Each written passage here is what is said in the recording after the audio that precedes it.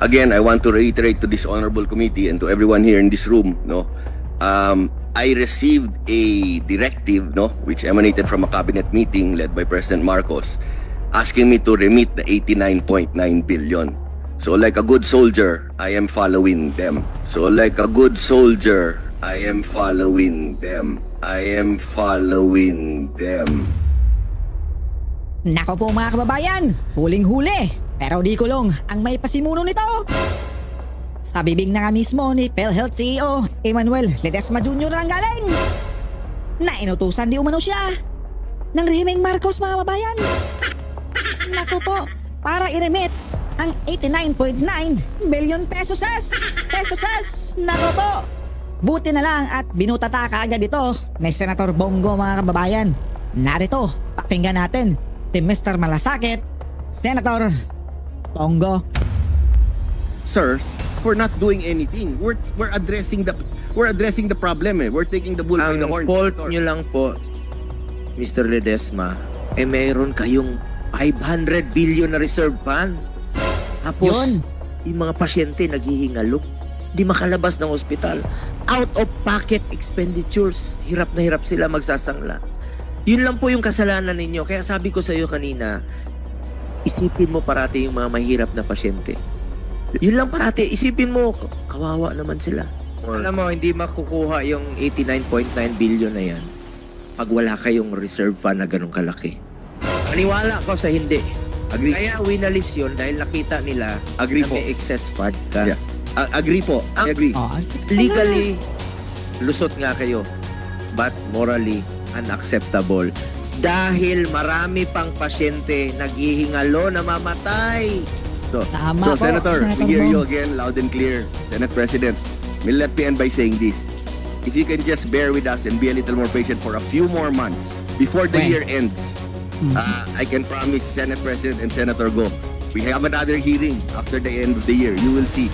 I think you'll be very happy and satisfied with what we will do at PhilHealth.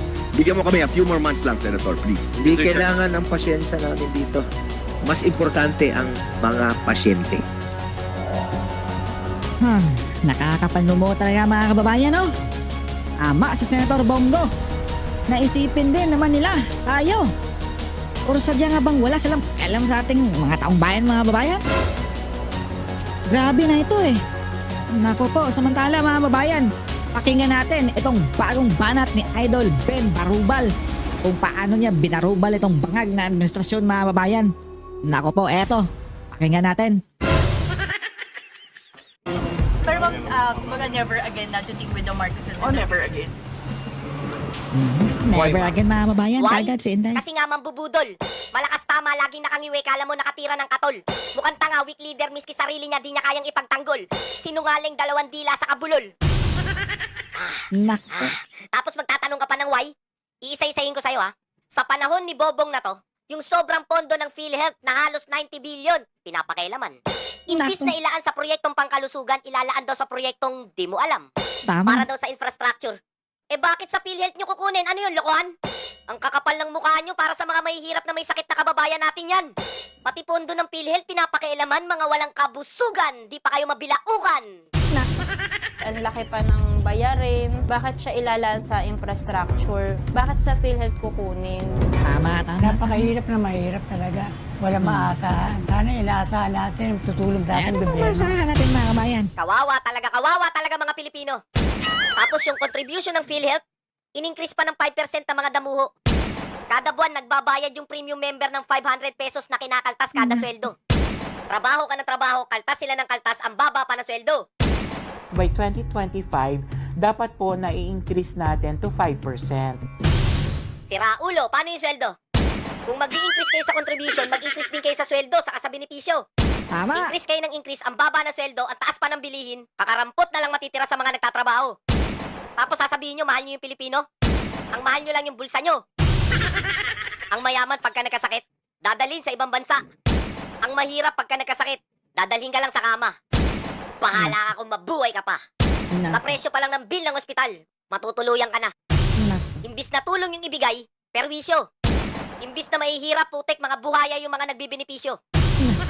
Nakikiusap ako sa inyo, President Bongbong Marcos. Secretary Recto, tigilan niyo na yung pagta-transfer ng pondo. Gawin niyo po yung dapat para sa bayan. Oo nga naman, tigilan nyo na yung pagtatransfer ng pondo ng PhilHealth, bobong sa Recto. Teka, Recto? Ba't nandito to? Binoto ba natin to? Sinong demonyong alagad ni Taning ang nagpasok dito? Pati sa pondo ng PhilHealth, nangingialam to? Hoy, pakialamero, nasaan na yung pondo? Nasaan na? Ilabas mo na yung pondo.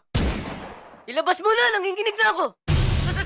I am also a health advocate. It just so happens I'm the Secretary of Finance at may utos ang Kongreso dito. Boom! Huli! Walang yaka, speaker, ikaw na naman. Ang sabi niya, may utos daw ang Kongreso. Paano ba yan? Basta usapan talaga pondo. Lagi ka na lang may kinalaman. Tanga na lang talaga, tanga na lang talaga, boboto dyan.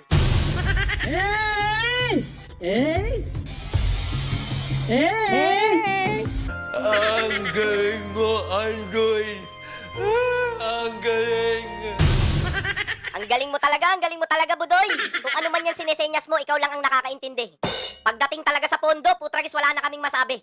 Kung gaano kalaki yung pondo, yung bulsa mo, ganun din kalaki. Dahil sa'yo, si Semplang yung pinsan mo, parang motor na sumemplang sa kurbada ng Marilaki. Tignan mo ha, kinuha yung 90 billion sa PhilHealth, tapos uutang sa World Bank, ang galing. Uutang sa World Bank para daw sa health system. Ulitin ko ha, kinuha yung 90 billion sa PhilHealth, tapos uutang sa World Bank, ang galing. Uutang sa World Bank para daw sa health system. Magkano? Sa dollars, 509.24 million. Kung sa peso naman, 28.7 billion. Kung uutang din kayo ng 28.7 billion, eh bakit kinuha nyo sa PhilHealth yung 90 billion? Ngayon lang nangyari yan sa ating bansa. Talagang ngayon lang nangyari yan sa ating bansa. Yung ekstrang pondo ng PhilHealth, saan na napunta? Tanong mo, baka diretso sa bulsa. Sa sobrang galing ni Speaker sa pondo, binigyan mo yata ng agimat. Basta usapan pondo, mabilis pa sa kidlat. Hindi na naawa sa may mga sakit. Yung pondo mukhang ginangster pa. Hindi na nabusog sa 90 billion, umutang pa. Kinuha yung ekstrang pondo sa PhilHealth, yung magbabayad ng utang tayo pa. Imbis na wala kang sakit, putek, magkakasakit ka. Hindi po nangangahulugan na dahil sa health sector din ginamit ay justified na o legal na. Malinaw po na ang budget na to ay nakalaan para sa premium ng mga indirect contributors natin. The way that people do as much as they can. Now that we have found that we hear that it's a bet.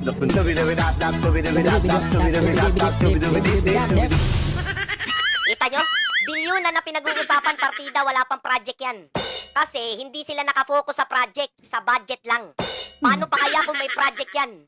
Sa sobrang tanga niyan, yung flood control sa barko nagbanggaan. Nasira pa yung flood control natin dahil binangga ng barko. Nako, Kita nyo? Binangga ng barko yung flood control. Ay, hindi pala binangga ng flood control yung barko. Binangga ng barko, basta may nagbanggaan. Hindi lang klaro, pero bahala na kayong umintindi dyan. Flood Management National Government Budget. Ngayong taon po, 2024, mas mataas po ang inilaan na budget ng Kongreso para sa DPWH alone. Dito po sa flood management, nasa 1.35 billion kada araw. Meron po ang DENR, meron din po ang MMDA, meron din po ang PAG-ASA, meron din po ang Climate Change Commission. Aabutin po ito ng 1.44 billion kada araw. Hindi na po band-aid solution ang ating kailangan. Hindi po natutuwa yung mga kababayan natin na dinadala natin sila sa evacuation center. Kahit may dala po tayong relief goods, hindi na po sila natutuwa. Hindi naman po nila gustong pumipila lagi para makakuha ng relief goods, Mr. President. Wala na pong gusto na pumipila para makatanggap ng relief goods. Ang gusto nila, solusyon. Hanggat wala po tayong klarong solusyon o master plan, mananatili po itong Anli Baha. Pero hindi po unli ang resilience ng ating mga kababayan. Hindi po unli ang ating pondo. Hindi po unli ang buhay ng ating mga kababayan. Oy, Boljak, pakiulit kayong bandang una. Kasi parang may narinig ako, kongreso na naman, walang ya. Ngayong taon po, 2024, mas mataas po ang inilaan na budget ng Kongreso. Walang ya, kongreso na naman, si speaker na naman. Lalo pang pinataas yung budget ngayong 2024 na wala ka namang maramdaman. Yung budget ng Pilipinas, siyang pinagmumulan. Totoo nga ang sinabi ni VP Sara na ang budget ng Pilipinas ay hawak ng 2 buhaya lang. Ben, 2 tao lang. Eh, buhaya gusto ko eh. Biruin mo, 1.44 billion per day. Hindi mo na matatanggihan, speaker, kinantahan ka na ni Villanueva ng My Way. Nako. Tiba-tiba yung buhayang araw-araw birthday. Gusto kasi ng kupal na to, Band-Aid solution. Ayuda dito, ayuda dun. Eh saan na napunta yung 1.44 billion? Araw-araw pala yun? Hindi man lang namin naramdaman yun. Tingnan mo yung extra pondo na 90 billion sa PhilHealth kinuha. Tapos sa flood control may 1.44 billion kada araw, kinanta ni Villanueva. Tapos may 500 billion na nilaan para sa mahihirap na pamilya. Wala man lang kaming naramdaman, miski isa. Lahat ng pera na yan sa napunta, pastilan ka. Tapos Nako yung po. kababayan natin na OFW sa Diba? Saudi Arabia, binitay, hindi man lang pinagtanggol neto. Kaya mga OFW, mag-ingat kayo kasi wala kayong maaasahan dito. Tinapik na to ni Super DM pero itatapik ko rin dito. Ipagkumpara nyo kung paano tinulungan ni Pangulong Duterte yung mga OFW kesa sa bobong na to.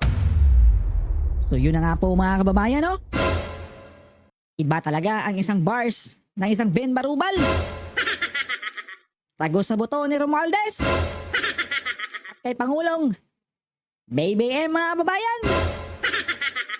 Nako po, ano po ang masasabi ninyo dito mga kababayan? At by the way, magkomento lang din po kayo sa baba mga kababayan kung taga saan kayo para ma-shoutout natin sa susunod na video. God bless you po and ingat kayo palagi mga kababayan.